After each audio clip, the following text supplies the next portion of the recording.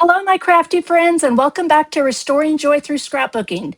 Tonight, I'm documenting the transformation of my craft room and the addition of a brand new tool to my creative space. I'm using products from the Stampin' Up's Beautiful Ordinary Life collection, along with original print and cut elements and acrylic accents that I designed to coordinate with them. My photographs aren't printed yet, so I'll be using placeholders as I build the layout. That lets me establish the design now while keeping the photographs flexible. The title, Making Room for Creativity, describes both the transformation of my room and this new season of creative exploration. I'm also excited to share that xTool reached out to collaborate with me and provide me with the M2. I've wanted to explore how a machine like this could expand my scrapbooking, and I'm especially interested in combining custom-made elements with the Stampin' Up products I already enjoy using. The M2 gives me the ability to create printed cardstock embellishments as well as dimensional pieces made from materials such as acrylic. As always, the project, ideas, and opinions I'm sharing are my own. For this project, I created a 12 by 12 print then cut sheet filled with pieces that tell the story of my craft room transformation. It includes the main title, journaling blocks, craft supplies, labels, borders, hearts, hexagons, and a little illustration of the M2. I coordinated the colors with the Beautiful Ordinary Life papers, but the illustrations, wording, and craft room theme were created specifically for my layout. I arranged the pieces to fill the sheet as efficiently as possible so that I wouldn't waste my white willow cardstock. And here are all those individual pieces beginning to take shape.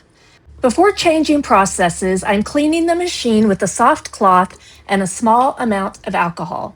Keeping the working area clean helps remove dust and residue before I bring in the acrylic.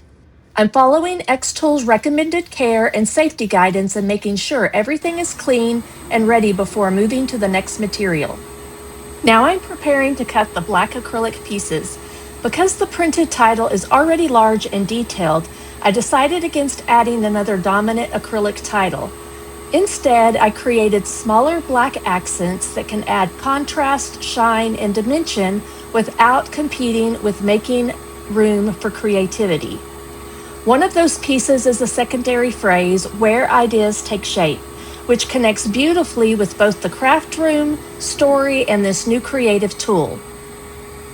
The black acrylic also relates to the black details in the designer series paper, the stamped images, and the lettering on the printed elements. Whenever you use a laser, be sure your material is appropriate for your machine and follow the manufacturer's instructions for settings, ventilation, and safe operation. I'm excited about the possibilities here. The laser can give a scrapbook layout a completely different level of personalization. Back at my desk, I'm beginning with 2 sheets of white willow cardstock. These will provide a sturdy foundation for my 12 by 12 pages. I'm using removable glue dots to hold the cardstock in place while I work. This prevents the pages from shifting while I'm creating the page, adding layers, and so forth. Now I'm bringing in the designer series paper. I'm using the watercolor pattern and Pool Party polka dots as the 2 primary backgrounds. The watercolor paper carries the coral, yellow, and teal colors across the spread, while the polka dots give the eye a calmer place to rest. I'm creating a side border on the left page and a bottom border on the right page. Repeating the same paper across both pages helps them read as one continuous layout rather than 2 unrelated pages. I'm also adding these narrow black and white pattern strips. They provide separation between the larger patterns and repeat the black that will appear in the titles, stamped details, and acrylic pieces. When I'm creating a 2-page spread, I like to repeat colors and patterns in more than one location. Those repetitions lead the eye from one page to the other. I'm taking my time to make sure the paper edges are straight before pressing everything firmly into place. Next, I'm cutting the Daffodil Delight honeycomb paper into banner shapes. The yellow introduces a warm accent and helps break up the larger areas of Pool Party and watercolor. These banners will also serve as grounding layers beneath some of the photographs and embellishment clusters. I don't need very large pieces to make an impact. Just a few small sections of this pattern are enough to move the yellow across the spread and connect it with the other yellow details, all added later. Now I'm bringing in all my print and cut elements so I can begin planning the overall composition. I'm starting with the photo mats because my printer hasn't arrived and I'm not completely certain that I have every photo I want to use. I'm working with the white photo placeholders.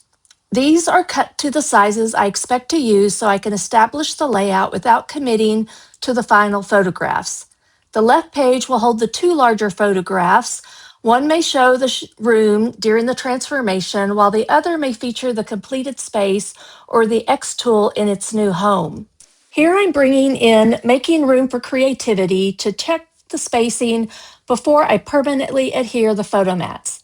The title has a strong visual presence, so I want it to overlap the pattern sections and sit close to the photographs without covering too much of the future images.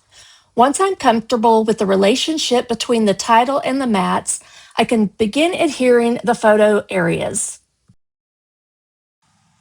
Because the photographs still need to be added, I'll avoid permanently attaching anything that overlaps an area I may need to access later. Now I'm adding the foam tape to the back of the title. The dimension will help this large piece stand away from the pattern papers and establish it as the primary focal point. The scissors, brushes, pencil, and ruler immediately communicate that this is a creative space story. The small watercolor details and coordinated colors help it blend with the designer series paper. I'm checking the position one more time before pressing it down. I want it anchored in the upper left corner with enough room for the date piece and the little M2 embellishment that will be added nearby. And now the title is in place. Moving over to the right page, I'm adhering the My Creative Story journaling element. This block balances the large title diagonally across the spread.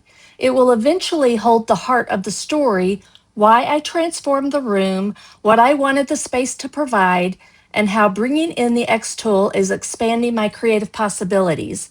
I'm leaving the journaling blank today so I can complete it after I select the photos and decide exactly which details I want to preserve. Now I'm adhering the three smaller photo areas across the upper portion of the right page. Keeping them consistent in size gives the page a clean sequence and makes it easy for the viewer to follow the transformation. Once the photographs are printed, I may label them before, during, and after, depending on the images I select. For now, these placeholders allow me to continue assembling the layout while preserving the decision.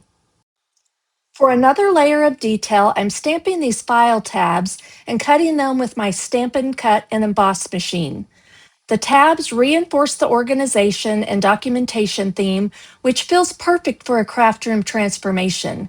They also give me a small place to add dates, captions, and descriptive words without needing another large embellishment. I'm positioning them around the photo and title areas where they add detail without drawing attention away from the main story. At this point, I decide I may want another stamp detail. I'm considering the heart border from the Bordered in Beauty stamp set. It would add a sweet handmade touch and repeat the hearts that appear elsewhere in the collection. Rather than stamping immediately, I'm setting the idea aside while I arrange the remaining elements. Now comes one of my favorite parts, building the embellishment clusters. I already have a pretty good idea of where I want everything. And so I'm starting to position certain elements around the journaling block and up in that upper right-hand corner photo, I'm creating a cluster as well. My goal is to create like a zigzag formation from the title down to the bottom of the larger photos and then back up to the top of the right page and then over toward the lower part of the right page. So I created a darling little image that looked similar to the M2 to share that story along the way of collaborating with xTool. So here I just continue to arrange the print and cut elements around the page to create those clusters that I'm working on. Here's where I decide that I want to add that heart border stamp using Memento ink, and I'm going to add it underneath the Made with Love banner. And then once I do that, I can layer those pieces down around in that cluster. And then I also decide that I'm going to add that heart border around several other places as well. After adhering most of my elements, this is where I decide to add a couple more of the heart border stamps. So I'm going to add them underneath the My Creative Story template or journaling box, right about here, lining it up and positioning it on that honeycomb paper. And then I feel like I need something up closer to the top of the page. So that's when I decide on adding one to the left side of that 3x4 photo. This just gives you a nice triangular visual with those black images. Now it's time to bring in those black acrylic shapes that I created. I made a scallop border that I could put above the 4x6 photo. And then I made a small little subtitle that I'll share more in just a moment with you. Then I made some acrylic hearts and some acrylic flowers, enough that I could add some in each one of the 4 clusters. Here I am temporarily adding that scallop border to the photo since I'll have to take it off to add the photo once I decide what I'm using. Now I'll go around the page and add all those acrylic shapes using my Barely Art Precision Craft Glue.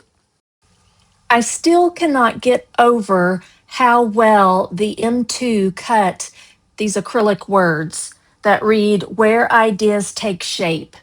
They are so intricate and small, I'm just blown away by it. Now it's time to wrap up the last little detail, which are some embellishments. So I grabbed some from my stash. These are the matted dots, I believe.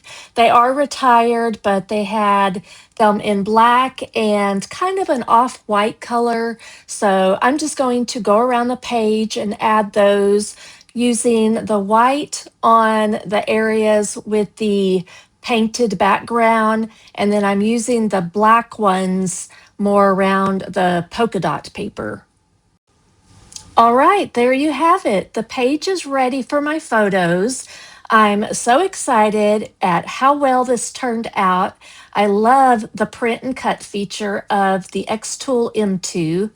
And here's just a close-up of the title and how bold and wonderful it is, giving you a great look of those acrylic shapes and the clusters that are using print and cut, acrylic, and stamps.